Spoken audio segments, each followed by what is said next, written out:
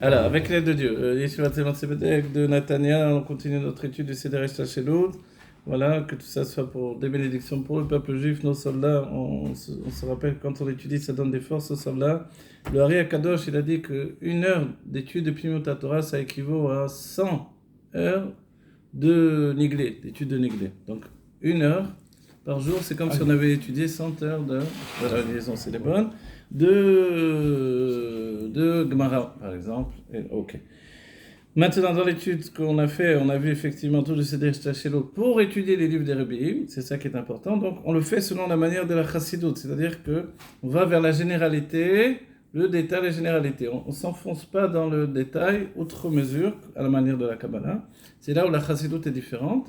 La Chassidut va prendre de la Kabbalah les généralités qui lui permettent d'approfondir. Quand elle prend des détails, ce sont des détails, on va dire, qui sont liés au sujet analysé, exprimé. D'accord ? Et chez les Rebbeim, ce que l'on fait là, ça n'existe pas dans les livres de tout ramener dans un seul endroit. Voilà. Ceci dit, celui qui étudie évidemment Shara Yichud de l'Admor Saïd, il aura les Sfirot expliquées les unes après les autres. Et le Samerva, le Enbet, on rentre vraiment dans les Nyanim, et puis tous les livres de l'Admor Saïd qui sont liés à la Pnimiut Torah. À ce moment-là de notre étude, je vous explique qu'il y a deux manières d'étudier selon la Chassidut, deux voies de la Chassidut. Il y a le Avoda et la Haskala. La Avoda, c'est étudier pour se transformer dans le service de Dieu, c'est-à-dire devenir un Eved Hashem, un serviteur de Dieu. Et la Haskala, c'est comprendre Dieu. Alors on va dire, la Avoda, je vois bien que c'est fait pour faire tchouva. Et certains critiquent le fait d'étudier la Haskala. La Haskala qui est le fait de rentrer vraiment dans les Mamarim profondément, qui est d'abord le premier langage des Rebbeim. Mis à part le Tanya qui a analysé les choses à la fois en mettant l'accent sur la Avoda, le service de Dieu, c'est vrai, puisque le but c'est de se transformer, devenir un Baal Tshuva. L'Admor Zaken voulait qu'on s'appelle les Baal Tshuva. Mais il y a beaucoup de Avoda forcément dans le Tanya, mais il y a aussi déjà le début de cette Haskala qui va nous servir à comprendre les choses. Donc la skill, qui veut dire réfléchir, c'est le propre de la Chassidut Rabbah. Ensuite, on verra que l'accent est mis sur la Hitbonenut, mais on reviendra sur ça. C'est même le début de Shara Yichud de l'Admor Saïd. Ce que je veux préciser, c'est qu'on peut dire, c'est bien, parce que certains critiquent qu'on étudie trop de la Haskala, c'est bien la Haskala, mais si vous étudiez de la Avoda, vous allez faire tchouva. Tandis que la Haskala, vous allez rester en l'air, la tête en l'air. Et en fait, non, ce sont deux sortes de tchouva. Une tchouva qui est du bas vers le haut, une tchouva qui est du haut vers le bas, c'est tout. Voilà, les deux se rejoignent de toutes les manières. La tchouva qui vient du bas vers le haut, c'est cette tchouva qui fait que je me remets en question parce que je me confronte à la difficulté de l'expression du mal, etc. Je dois le quitter, etc. Mais justement, quand je le quitte, je dois me mettre dans les bras de la Shrina, dans la lumière divine. Et c'est là où je dois étudier la Skala. La Skala est là pour nettoyer mon mohar. D'abord, c'est la pensée qui doit primer. Vous voyez, dans d'autres courants de judaïsme, on a mis l'accent sur la shon, comme on dit, shmirat lashon, c'est-à-dire de faire attention de ne pas mal parler, d'accord, donc de ne pas dire la shonara, etc., etc. Mais l'Admor Zaken, lui, a mis l'accent sur shmirat hamarshava, plutôt, c'est-à-dire travailler sur sa pensée. Et comment je peux travailler sur ma pensée ? Le seul moyen, c'est vraiment de m'investir dans la pensée divine, dans la compréhension du divin. Et de ce fait-là, ma tête ne sera pas dans les petites choses de ce monde-ci, parce que l'explication de la Chassidut, c'est que une personne qui a des mochines de katnout, un petit esprit, c'est une personne qui pense et qui est livrée à des petites choses, comme les enfants qui sont occupés aux petites choses. Mais quand l'esprit s'est élargi par la connaissance de Dieu, par la rencontre d'une véritable sagesse divine, alors c'est sûr qu'on ne va plus mettre son état d'esprit à embêter les gens, à chercher les uns les autres, à faire la shonara, à dire du mal, à mal penser. Parce qu'on a travaillé sur la source. C'est ça le derrière de l'Admor Zaken. Il est différent. Ça ne veut pas dire qu'on n'étudie pas la halachot de la shonara, évidemment. Mais ce n'est pas toute notre Torah, comme certains l'ont fait un monde entier, ce qui est bien. Mais pas pour notre derrière à nous. Pas pour notre cheminement personnel. De la même manière, tous font Daf Yomi. On ne fait pas Daf Yomi. On étudie au minimum une maseret par an. Sous-entendu, on s'investit. On s'investit, puisque Chabad, c'est faire des maîtres et non pas des élèves.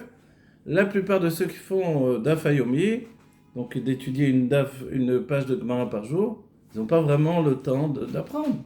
Le Rav qui vient enseigner, bien sûr, lui, il a étudié réellement, sinon il ne serait pas capable de transmettre. Mais les élèves, eux, ils grappillent à droite à gauche. Ils n'ont pas fait un travail personnel réellement de s'investir. Donc ils prennent un peu d'idées, c'est un peu le cours du dimanche comme ça. Et ça, évidemment, l'Admor HaZaken, il n'est pas pour ce cheminement-là, qui est le fait de rester un élève constamment. Donc je peux faire tout le chasse, je suis un élève. C'est-à-dire que de moi-même, je ne suis pas capable de m'approfondir, etc., etc. Ou alors peut-être ça va venir avec les années. Et il ne faut pas critiquer, dans le sens je ne critique pas du tout. C'est très bien, magnifique. Mais le derrière d'Admor HaZaken, il a été non, investis-toi de manière personnelle. C'est ça mon chemin. De la même chose pour la tfila, la prière. Et pour ça, l'Admor HaZaken nous dit qu'il faut s'investir dans la idbonenut, la réflexion. Et pour la réflexion, il faut faire un travail de compréhension. Pour un travail de compréhension, il faut faire un travail d'étude approfondi sur le divin. Voilà. Et c'est aujourd'hui, on a commencé dans un cycle de cours pour avoir vraiment les kélim. Celui qui aujourd'hui n'a pas envie, comme je l'ai fait moi, d'aller étudier avec des kabbalistes, voilà, il écoute le cours du Rav Korda. Quand il en a marre, il met en pause, ou il éteint. Quand il n'a pas compris, il revient en arrière. Et s'il veut comprendre plus, alors là, des livres, il y en a, il n'y a pas besoin de moi. Ok. Voilà, ce que l'on voudrait dire, ce que rapporte le Rabbi Rachab dans le Ain Bet, au début. Si vous voulez, si Dieu veut, on pourra l'étudier. Alors, il rapporte la chaîne Keter. Keter. Ici, on est rentré dans notre étude. On a parlé des mondes qui ont précédé le monde de Hatzilut. On est passé au stade du Keter avec les difficultés de compréhension du Keter. Ok. Et à ce stade-là, on peut maintenant voir les Sphirot. Les Sphirot, comme on l'a dit, dès qu'on ne précise pas, c'est Hatzilut. Autrement, on dira Chokhma de Bria ou Bina de Asiya, etc. etc. Okay. Mais essentiellement, ce sont les Sphirot de Hatzilut. Le Olam HaEmet, dont on parle avec un grand dagège de la vérité absolue, c'est le monde de Hatzilut. Okay. Si bien que d'après, on va dire, l'état d'esprit du Ari HaKadosh, si dans ma vie je vis quelque chose ou je vois quelque chose, et je ne sais pas, c'est vrai, c'est pas vrai, c'est bien, c'est pas bien, je dois réussir à le retransposer dans le monde de Hatzilut et voir si ça coïncide, ça fonctionne. Alors je me dis, alors c'est du bien, c'est bon. C'est là où il n'y a pas de mal du tout. C'est un monde où il n'y a pas de mal, et il y a Yamutu, je répète ce passage qu'on a dit plus d'une fois, Velo Bechokma, on peut mourir, mais pas dans la Chokma. Et la Chokma, c'est le monde de Hatzilut. On va revenir sur ça. Voilà. D'abord le Keter, selon le Ramak rapporté par le Rabbi Rachab. Alors il nous dit Keter, c'est la chaîne Emtana. Emtana, c'est qui veut dire attendre. Pourquoi attendre? C'est-à-dire en vérité pas attendre par rapport à lui-même le Keter, mais par rapport à ce qu'il va donner. Si bien qu'en fait on parle depuis la Chokhmah. Et là ça rejoint l'état d'esprit du Tanya qui ne nous rapporte pas le Keter dans le Tanya. Le Tanya, dans le Likutei Amarim, la première partie, il nous parle des Sphirot à partir de Chokhmah. On va dire, mais j'ai compris pourquoi. Alors pourquoi? Parce que dans le Sefer Yetzirah, il est dit, oui, de Hatzilut, bien sûr, il nous dit, Im monim et keter, le monim et dat. Si on compte le Keter, on ne compte pas le date. Comme le but du Sefer Tanya, on a dit, c'est un livre de Avoda, donc travailler, me transformer. À partir de la pensée essentiellement, en comprenant que je suis un être divin et que mon âme est en correspondance avec les Sphirot du monde de Hatzilut. Donc en fait, l'Admor HaZaken nous dit, tu dois travailler sur toi, tu commences par la Chokhmah. C'est la lumière intériorisée. Le Keter, c'est pas ton domaine. C'est le domaine du cadeau divin, l'influence divine. Mais en réalité, on travaille avec le Keter et on va voir que dans l'idée de l'Admor HaZaken, dans la Chokhmah, il y a aussi ce Keter. Okay. Mais le Keter lui-même, qu'est-ce qu'il est? Alors le Ramak nous dit Katar lizer, attends un petit peu. Les lettres Keter, ils veulent dire aussi attends en araméen. Ça veut dire quoi? Ça veut dire attends amtin ad sheyit pachet. Attends jusqu'à ce qu'il se répande. Donc c'est pour ça que je vous ai dit, on est dans la Chokhmah. On attend que le Keter se répande. On va dire, mais pourquoi on devrait attendre que le Keter se répande? Parce qu'on a vu dans le Sefer Daniel qu'il y a une sagesse de l'amtin. À la fin des temps, par rapport à la Géoula, on voit nous qui avons été chauffés à blanc par le Rabbi, Terefoumi Mamash, la Géoula arrive, si on ne développe pas une Chokhmah lamtin, comme c'est dit dans le Sefer Daniel, une sagesse de patienter pour que le Keter se dévoile, la Géoula qui vient du Keter, puis même la Keter, on a dit Radla, ok, l'intériorité, etc., ce qu'on a dit. Donc si depuis Reshad Eloyada, la tête qui ne se connaît pas, la Pnimiuta Keter, va se répandre la Géoula, comme ça c'est en train de se faire, mais que je perds patience, je dis oui, il est le Techefomi al-Mamash, il n'est toujours pas arrivé, donc je perds patience, alors c'est là où je perds l'avantage du Keter et toute l'influence. Je ne suis pas un cli pour le Keter du coup. Donc en fait, je dois travailler sur moi, et c'est là où on dit que la Savlanout, un mamar de l'Admor Hazaken dans les Mamarim Ksarim, alors il nous dit là-bas que en fait, les mochines de Gadlout, c'est essentiellement de la Savlanout. La largesse d'esprit, qu'est-ce que c'est? C'est la patience. C'est-à-dire que la patience dépend de la largesse d'esprit, la largesse d'esprit dépend de la patience. Quand on manque de patience, quand on s'énerve, c'est parce que tout à coup, on a eu un esprit restreint. Il nous dit, c'est basé sur le fait de pouvoir relier des contraires. Le paradoxe, c'est la signature de Dieu. On dit, à chaque endroit où tu vois sa grandeur, là-bas tu vois sa anava, son humilité. C'est-à-dire que pour les petites choses, il est là. Il faut être un géant, mais il faut être capable de se baisser pour faire des petites choses. Comme on dit dans un chassidut, tu dois être capable de connaître tous les mondes divins, Yichuda Ila, Yichuda Tata, etc., pour être capable ensuite d'éplucher une pomme pour une idva d'autre. Comme ça, c'est les paroles des chassidim.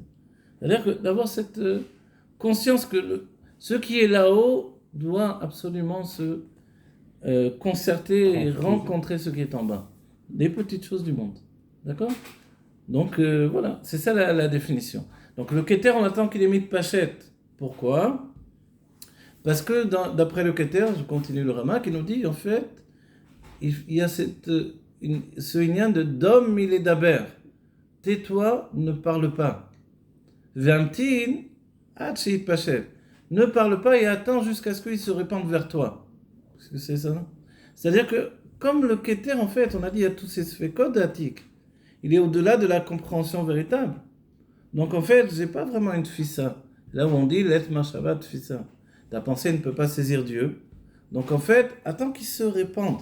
Et alors, dans la Chokhmah, le Keter va se présenter sous un aspect de compréhension. Ok? On verra que c'est pas exact, mais quand même, c'est le début de l'idée. Ok, donc après il nous dit une autre chose. Keter, c'est aussi Keter Kepshuto, une couronne. On va dire que ça veut dire une couronne. De la même manière que la couronne, elle est ce qu'il y a de plus riche en vêtements du corps. Et il nous dit d'abord les vêtements de la tête sont plus riches encore que les vêtements du corps. Si vous avez acheté un streimel avec du vison autour, etc., ça peut vous coûter dans les 5000 shekels. Un streimel comme ils ont ici à Sainte. C'est pas cher. C'est pas cher, c'est-à-dire. Non, s'attendait à. C'est pas mal quand tu as des milliers de chassidim qui doivent s'habiller, le khatan doit mettre 5000 shekels rien que dans son nouveau chef. Peut-être qu'il n'en achète pas un seul, je ne sais pas. C'est pour ça qu'ils y font attention, qu'ils mettent des sachets sur la tête quand il pleut, etc. Donc ça coûte cher, quoi. Si ça coûte cher, c'est pourquoi un habit, un surtouk, comment dire gabardine, ça coûte pas si cher que ça quand même. On va dire alors, pourquoi le Rabbi Racham nous dit les vêtements de la tête, comme la tête est plus élevée, le prix va monter, c'est beaucoup plus haut. Quoique aujourd'hui on voit que les chaussures ça devient très très cher. Aujourd'hui parce qu'on est la génération de Asiya, alors là ma four a été, il y a des chaussures qui peuvent les coûter les 5000 shekels en question. Voilà. Parce que c'est une marque particulière et voilà. Ok, c'est une génération où tout est inversé. Quoi qu'il en soit, une couronne maintenant, la couronne de la reine d'Angleterre, alors avec les diamants, etc., il est évident que ça coûte beaucoup plus cher que tous ceux qu'on a pu investir d'une autre manière. Voilà. Donc le mot Keter lui-même, il porte avec lui cette chashivut, cette importance. Donc en fait, à part le fait de dire Kata Lezer, qui veut dire attends, de manière à ce qu'il se dévoile, le Keter, il est également un Keter Kipshuto. On va dire, oui, mais quand il est dit que Keter Itnu Lecha, on va te donner un Keter, et qu'on couronne Dieu 3 fois par jour, avec les 3 Kdushot, tout ça, je vous ramène le Taf Hashem Bet en fait. Alors on va dire qu'on ne met pas une couronne à Dieu. Et quand il est dit que Yardou, vous vous rappelez, Bécha chez Israël, à l'heure où Israël a devancé Naaseh de Nishma, donc nous ferons de nous comprendrons, sont descendus, le Rabbi Reitz précise, chez Shim Ribo, Malachi Hasharet, 600 000, c'est ça? Oui, 600 000 anges du service divin, et ils ont couronné à chacun d'entre les Juifs 2 couronnes. D'accord. Une par rapport à Naaseh, une par rapport à Nishma. On va dire 2 couronnes. Ok. Est-ce que vraiment on avait des couronnes sur la tête? Là on remonte. L'image de la couronne, c'est ce qu'il y a de plus précieux en fait, qui brille. Mais la précision, elle est que la couronne, elle n'est pas dans la tête, elle est au-dessus de la tête. Donc en fait, on va dire, alors elle est plutôt ratson par rapport à ce qu'on a vu hier, la volonté plutôt que le plaisir. Alors voilà, en vérité, la couronne, elle est ce niveau intermédiaire qui est une volonté ou un désir de quelque chose très très fort qui fait que, en fait, en désirant une chose, on l'entoure. Et c'est là où le Ramak va dire Keter, c'est aussi la chose koteret. Vous savez, une koteret, quand on fait une koteret, ça peut être. Voilà. Coupole. Comment tu dis? Une coupole. Une Coupole, comme un dôme. Ah, une coupole. Oui. Par exemple, sur le Beth Amikdash, sur le haut, alors on voit ça s'appelle une couronne, ou sur le Aaron Abrit, autour il y a aussi une couronne. C'est une koteret. La koteret, on peut la voir aussi dans les livres. C'est les créneaux. Voilà, des créneaux. Oui. Et en soi, ça s'appelle aussi une couronne, dans la chaîne à Ivrit. Donc la couronne, c'est tout ça.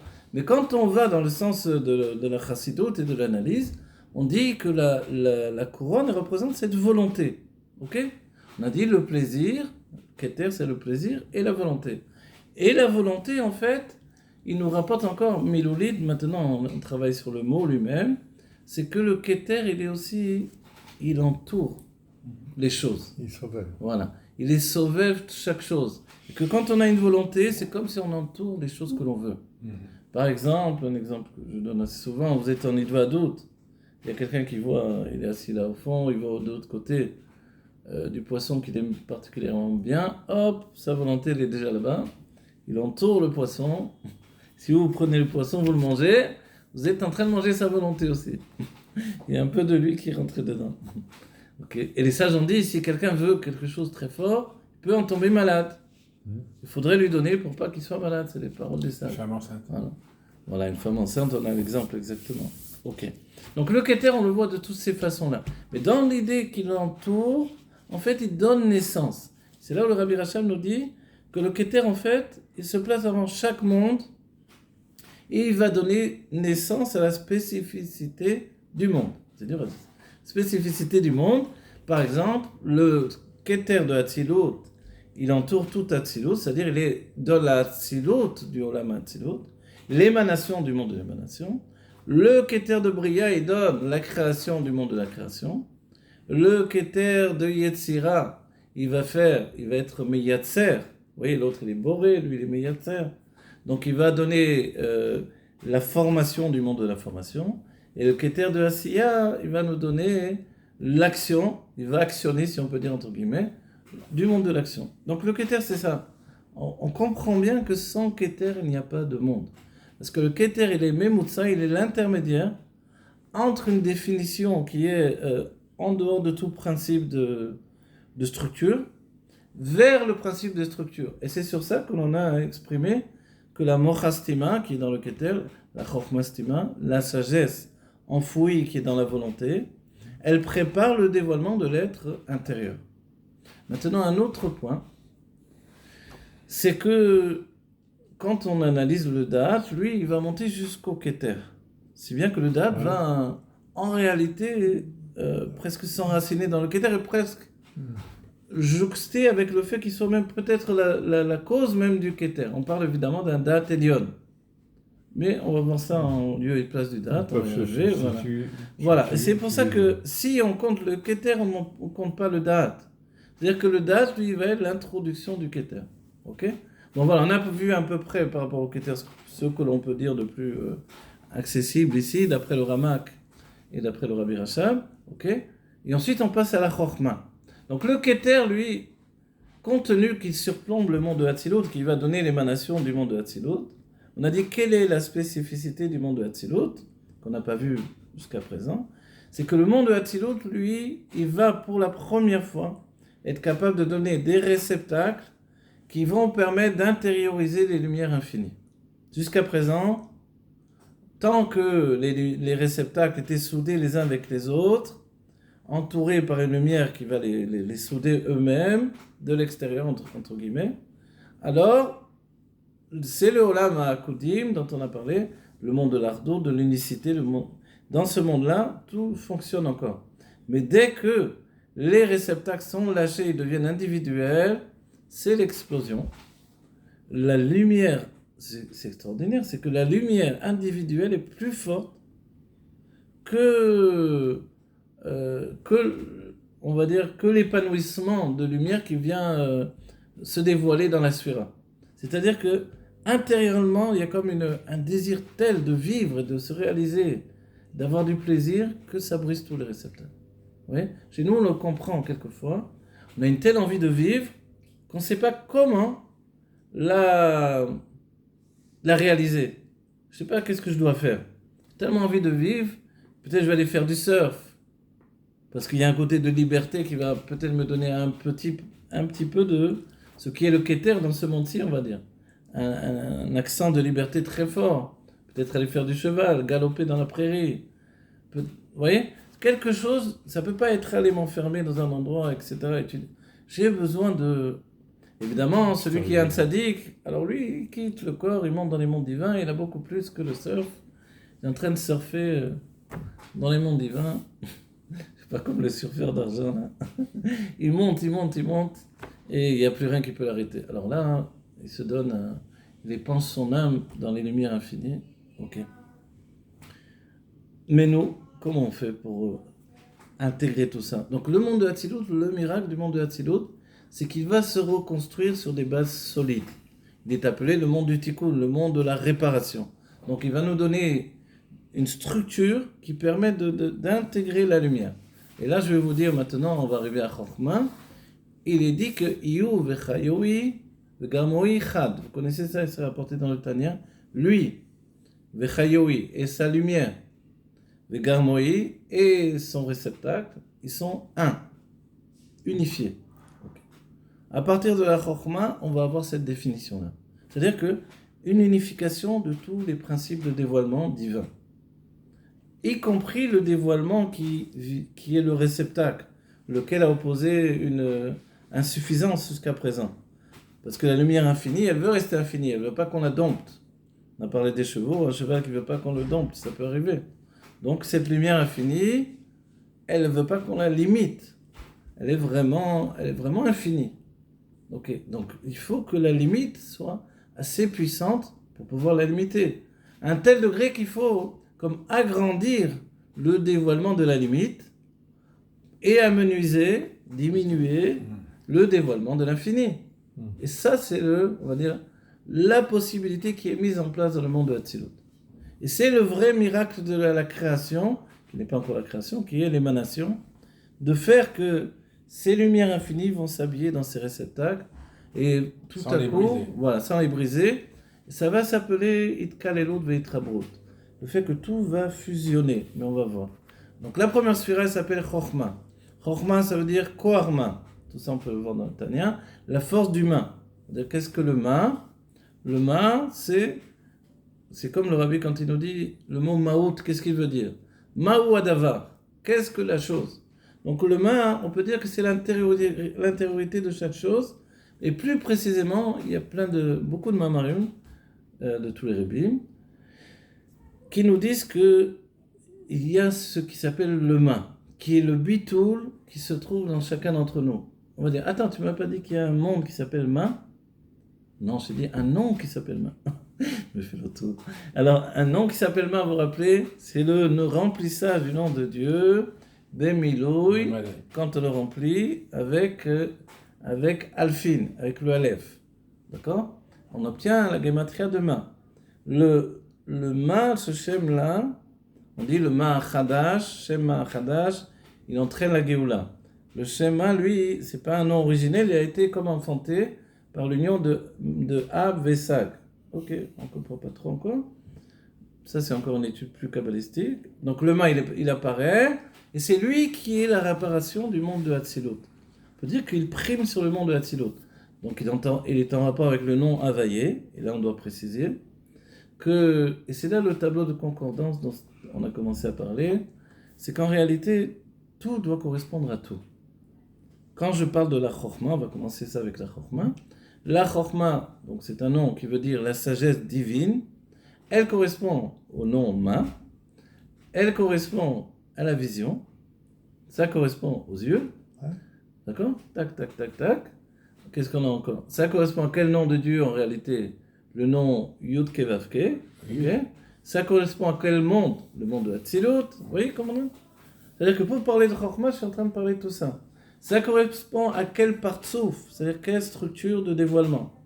Et là, on avait fait un cours sur les structures de dévoilement pour dire que, en plus des Sphirot, le Hari Akadosh nous a donné des structures de dévoilement. Ça ne veut pas dire qu'elles n'existaient pas déjà dans le Zohar, mais le Hari, il a vraiment systématisé les choses de manière à ce que ça soit beaucoup plus précis.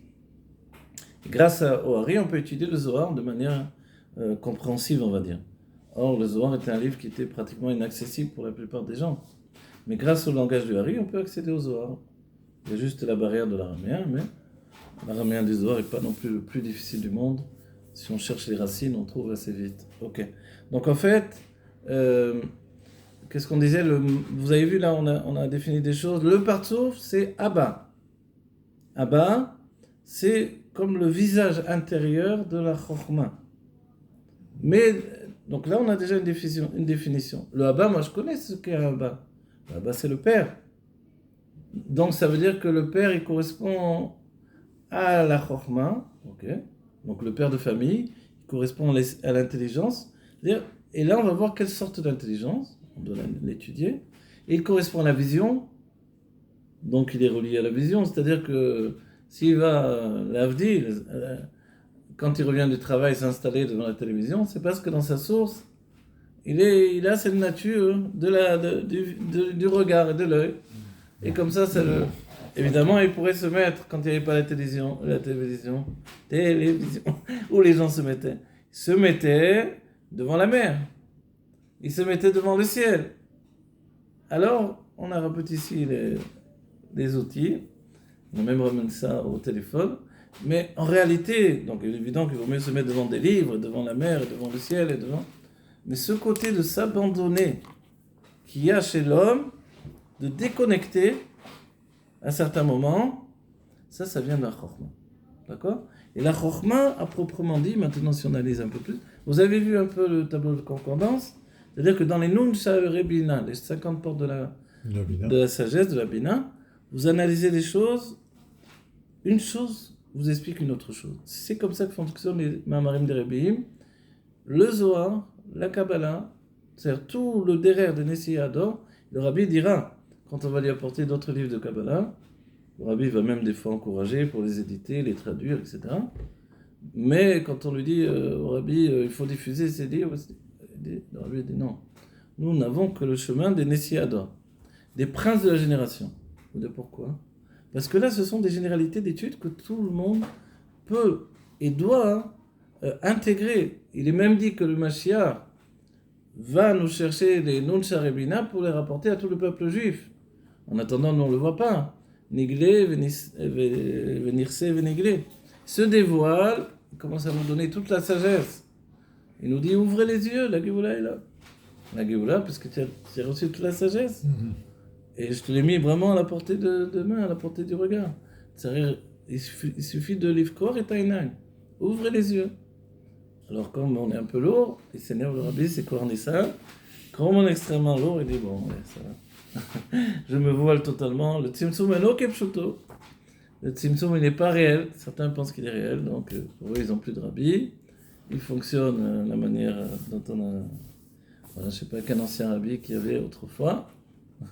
Mais ceux qui disent non, le Tzimtzum est ok pshuto, Nasiador Mamshir Lechiot Begouf Gashmi Velo Efsek Klal Uklal. Le prince de la génération continue à vivre dans un corps matériel sans aucune interruption. Dans ce cas-là, son rabbi est vivant, simplement il est voilé. De temps en temps, il se dévoile à celui qui ouvre les yeux, qui fait un travail, ou simplement lui, il ôte le voile, il le remet. Le Baal Shem Tov procédait déjà de ces manières-là. On voyait un Yehudi très pachout. Il disait, c'est qui celui-là? On croyait que c'était un paysan qui gardait les bœufs, quoi, grossier. Et tout à coup, il ôtait le voile. Vous voyez un tzaddik entouré de lumière. Hop, il remettait le voile. Donc voilà, s'il était capable de faire ça devant les yeux des gens, qui plus est, le rabbi peut se voiler, se dévoiler. De toute façon, quand il a été dévoilé à nos yeux, il était complètement caché. Donc voilà, mais ça c'est la Malchut, c'est le rabbi Melach Mashiach. La Chochma, elle est écrite, mais Ein Tematse. La Chochma, elle jaillit du néant. C'est pas qu'elle jaillit, le terme, j'ai dit jaillit, c'est juste. Mais si on veut traduire, c'est Tematse, c'est Timsa. Timsa, c'est-à-dire une Metsia. Et Baba Metsia. De quoi on parle? On parle de, j'ai trouvé par terre un portefeuille avec 500 shekels. À qui appartiennent ces 500 shekels? Alors, on va dire, ils appartiennent à un propriétaire, mais je n'ai pas de propriétaire. L'idée, elle est simplement qu'il n'y a pas de propriétaire. La Chochma, elle n'est pas en relation directe avec sa source, ce qui l'a enfanté. Le Shem Havayé, qui vient du Keter, qui va lui donner naissance, finalement, qui va se définir dans Chochma, qui est relié au Shem Havayé, au nom Havayé, elle-même, elle ne connaît pas son propriétaire. C'est assez curieux parce que c'est la même construction du côté des réceptacles. Les réceptacles vont comme jaillir de la rencontre de la lumière et du Reshimo. Ça va faire une hitnotzetzut en hébreu, en français. Une explosion. Pas une explosion, mais quand on fait jaillir une étincelle. Un éclair. Voilà, un éclair d'une étincelle qui va jaillir. Et ça va donner le début de la structure des réceptacles. Okay. Et du coup, le réceptacle, comme il jaillit comme ça également, il ne connaît pas sa source. Il a l'impression, comme on a dit sur Paro, qu'il s'est fait lui-même, d'être indépendant, qu'il n'a pas de maître, qu'il n'a pas de père, qu'il s'est fait lui-même. Mon père dire, mais voilà, mais la Chochma aussi. Puisque mes Ein Tematse, elle est comme une découverte. J'ai trouvé cette Chochma. Vous voyez? Alors, on a analysé tout à l'heure que la Chochma, c'est Koharma.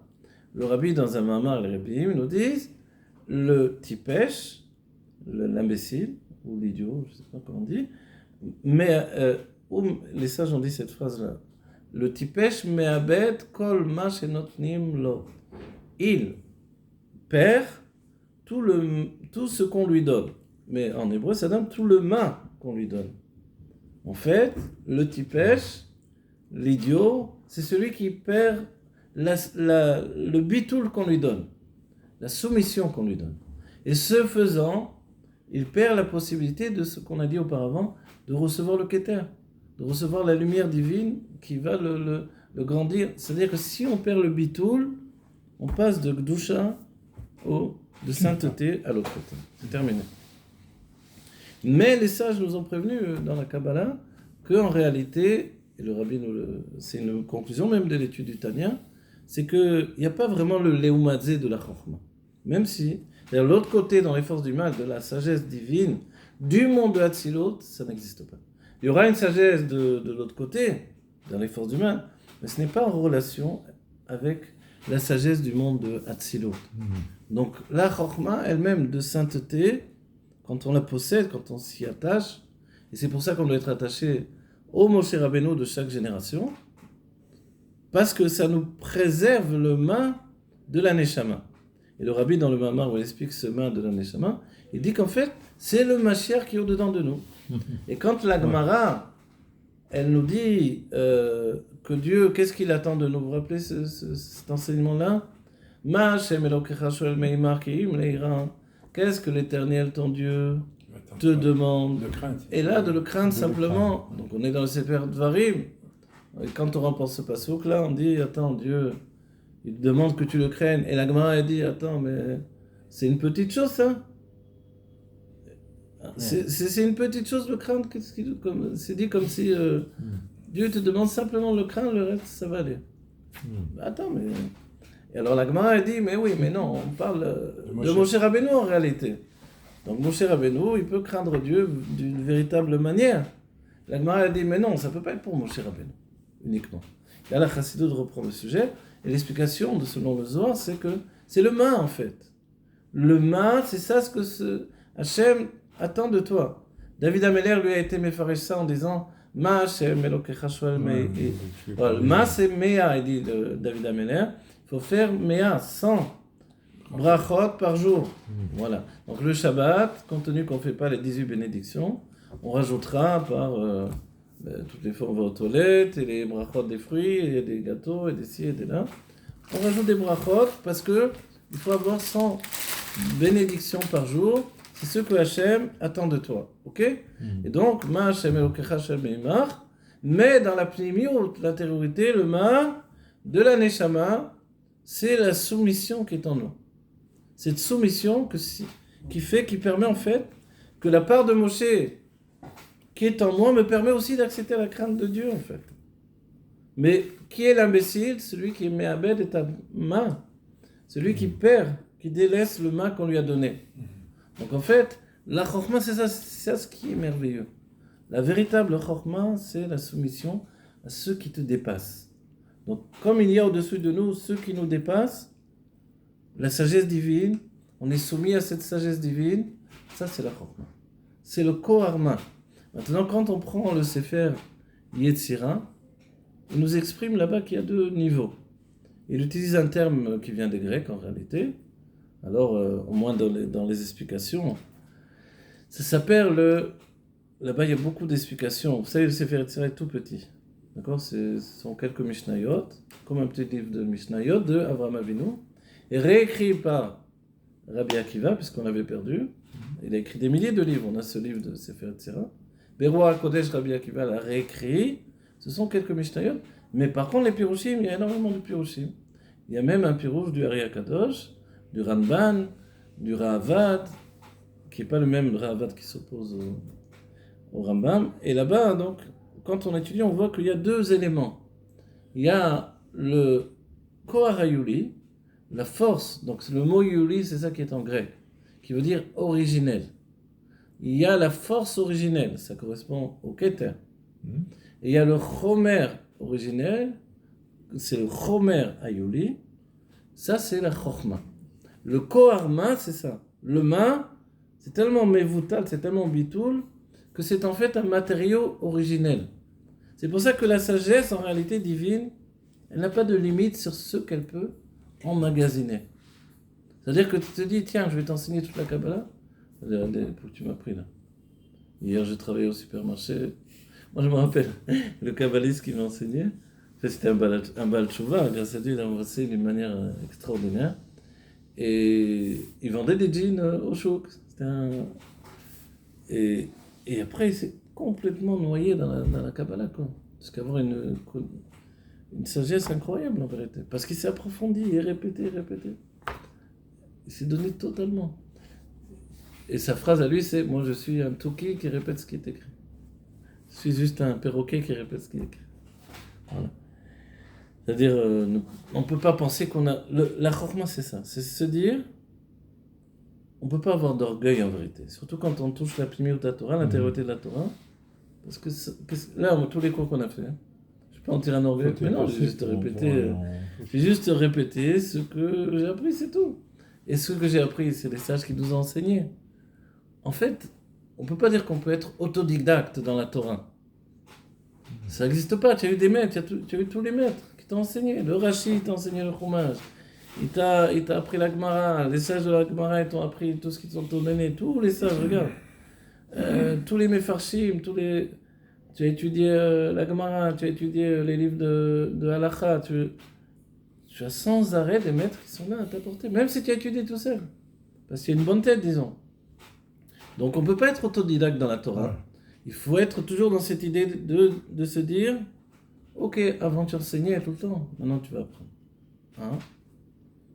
Je vais apprendre, comment je vais apprendre? Tu vas commencer par prendre sur toi la chokhma, la sagesse, le koharma. le bitoul devant quelqu'un qui a plus de connaissances que toi. C'est comme ça la Torah. C'est pour ça qu'on appelle Talmid Chacham, un élève des sages. Donc en fait, soit pour être un sage, tu dois être un élève des sages. Combien d'années? Toute ta vie. Tu n'arrêtes jamais d'apprendre. Ah, je suis parti pour une étude pour toute la vie? C'est ça le judaïsme. Tu veux autre chose? Alors on va faire des sports d'hiver, je sais pas quoi. Mais le judaïsme, c'est une vie d'études constante. C'est le peuple du savoir en fait. Et c'est ça s'arrête jamais. Donc, cette idée-là, c'est vraiment la Chokhmah. La Chokhmah, elle emmagasine. Ok. Maintenant, dans l'idée que l'on peut avoir, puisque la Chokhmah, elle est un matériau originel que l'on peut travailler, vous vous rappelez quand il est dit que le Baal Shem Tov a mis en avant les Yehudim Pshutim, les Juifs simples. En fait, il a l'explication que que ces Juifs simples sont comme un Chomer Gelem, un matériau que je peux travailler et lui donner comme il est rien parce qu'il est simple, il a une notion de simplicité, il n'est pas de structure, je peux lui donner de devenir en fait tout. Il peut non seulement devenir un Talmid Chacham, mais un serviteur de Dieu véritable. Mais a priori, on va dire, mais c'est pas à la portée de tout le monde. Tu sais, les sages d'Israël, combien d'années ils ont étudié? Des années. Si tu n'es pas resté au moins 10 ans devant les livres, ou 20 ans, ou 30 ans, ou toute ta vie en fait. Tu ne peux pas dire que tu as une vraie connaissance de quoi que ce soit. Il faut être honnête.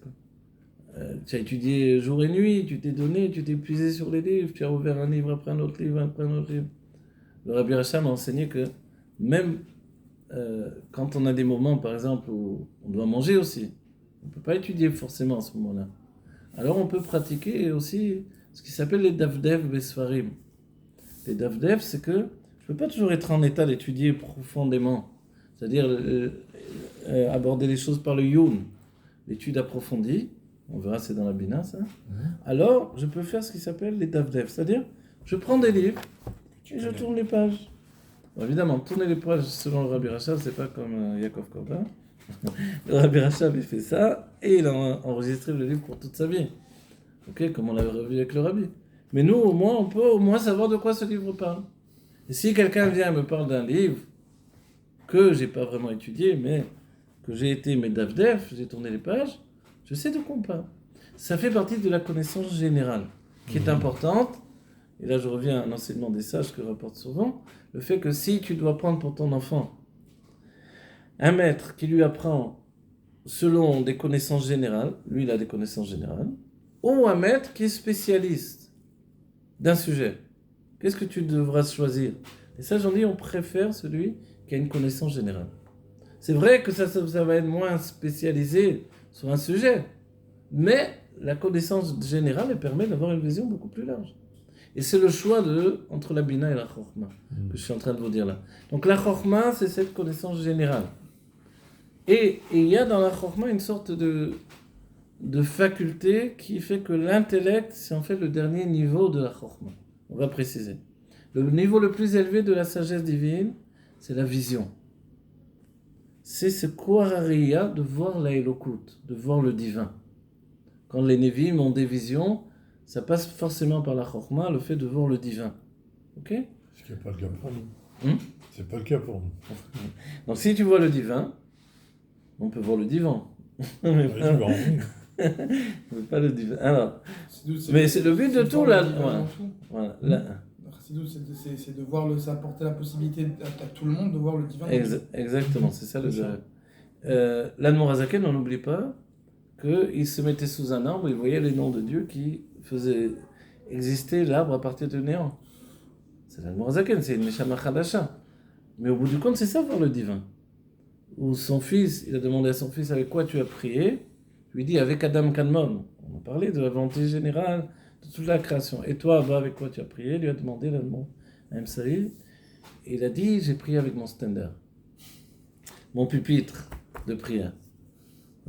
Ça veut dire quoi? Le but, en fait, et c'est ça ce qu'on doit comprendre à notre époque, c'est vrai qu'il y a une mahala, une élévation incroyable de quitter son corps et de monter dans les mondes divins. On peut le faire, on peut apprendre comment faire. On peut faire des cours comme ça si vous voulez. Mais en réalité, le but, c'est de regarder dans ce monde avec les yeux ouverts et de voir le divin. Vous vous rappelez quand Achia Shiloni est apparu au Baal Shem Tov, il est apparu dans le mikvé alors qu'il avait les yeux ouverts. C'est extraordinaire ça. Quand le Baal Shem Tov et le Maguid de Mezrich sont venus à avant Yutet Kislev, voir l'Admor Hazaken en prison à Pétersbourg, alors ils sont venus vraiment, il les a vus de ses yeux, ils sont venus avec leur corps. C'est ce qu'a demandé Rabbi Levi Yitzhak de Berditchev. Il lui a demandé, est-ce qu'ils sont venus avec leur corps ou non? Il a dit oui, ils sont venus avec leur corps. Et le Rabbi Rayatz, il a voyagé, il a voyagé avec toute son aventure de Rabbi Rayatz, forcément. Et quand il était à Pétersbourg, il a été voir la prison là-bas, il a accédé à la cellule où se trouvait l'Admor Zaken, il voulait voir si on pouvait tenir à 3 dans la cellule. On va dire, attends, on va dire, c'est quoi ça? Tu crois pas dans l'Admor Zaken quand il a dit?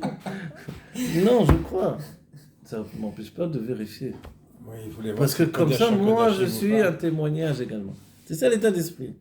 La Chassidut Chabad, elle vous dit, ne te demande pas de ne pas croire ce que je te dis. D'abord, crois, mais d'abord. Mais après, fais-toi fais le travail de trouver la base, de trouver, etc., etc. Voilà. C'est vrai qu'on ne peut pas toujours rapporter. Le dérègle de la Chassidut Chabad, ce n'est pas de rapporter des sources tout le temps. Parce que ça alourdit beaucoup. Les mamarim, il n'est pas tout le temps en train de dire, il écrit là-bas, il écrit là-bas. Ça fait très sage de... Alors on peut s'éduquer comme ça, tout le temps rapporter sans arrêt toutes les sources, etc. Mais dans les mamarim, c'est en dessous, dans les agaot, où il y a les sources. Parce que on doit se concentrer sur le dévoilement divin. Et la chokma, elle n'est pas forcément de rapporter chaque endroit où il se trouve. C'est cette notion de vision générale. Donc voir les choses, la vision élokite, c'est le niveau le plus haut de la chokma. Ensuite, un niveau intermédiaire plus bas, dans la chokma elle-même, c'est ce qui s'appelle anachat atzmuto. Vous savez c'est quoi anachat atzmuto? C'est le plaisir dans son essence. C'est relié au plaisir, c'est vrai, le plaisir va s'exprimer dans la chokma. Mais anachat atzmuto, c'est que les choses s'installent de manière évidente. Voilà, c'est le mot que ça s'installe de manière évidente. C'est-à-dire que dans la chokma, il y a la réponse avant la question. La question est un travail qui va être fourni par la bina. La chokma n'a pas de question.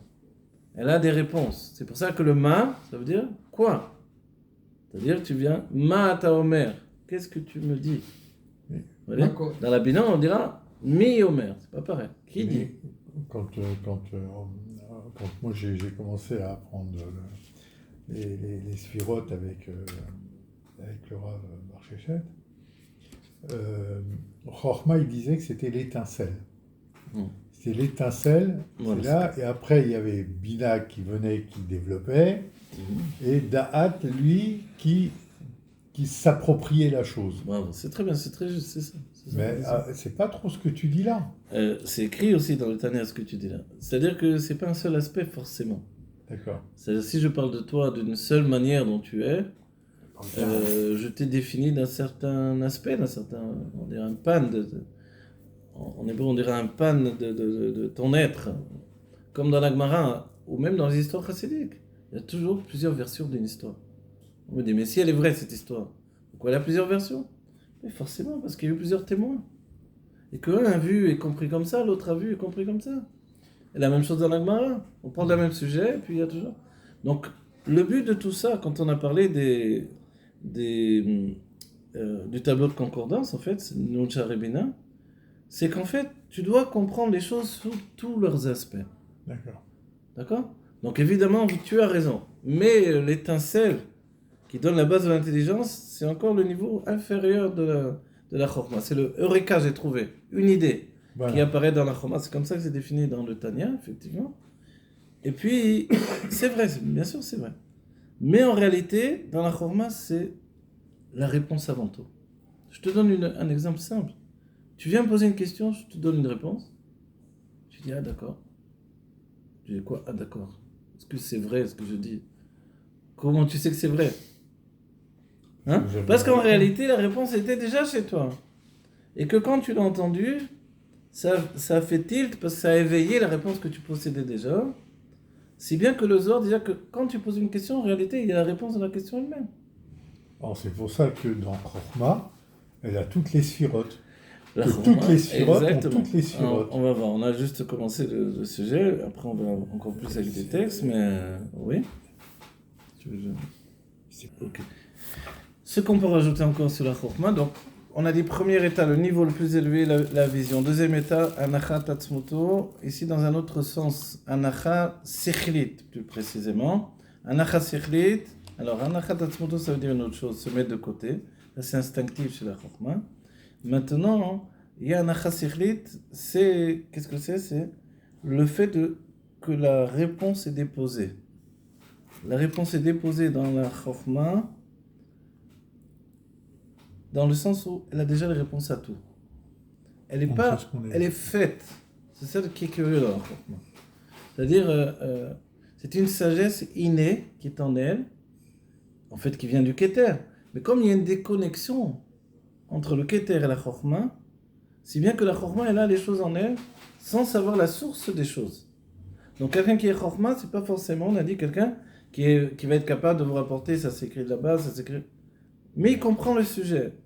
Dans la définition du Rabbi Ratz, il dira, c'est Yodé à Inyan, il connaît le sujet.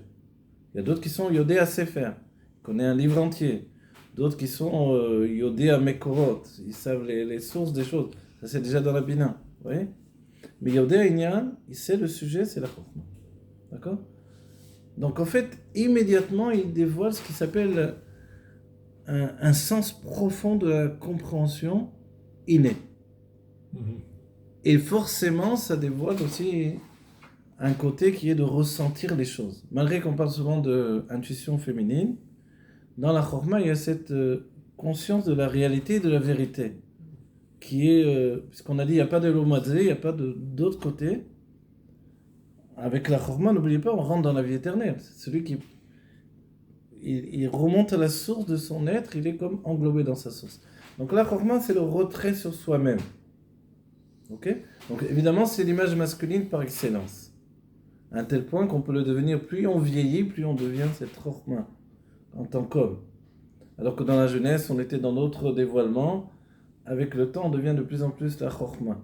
Ok?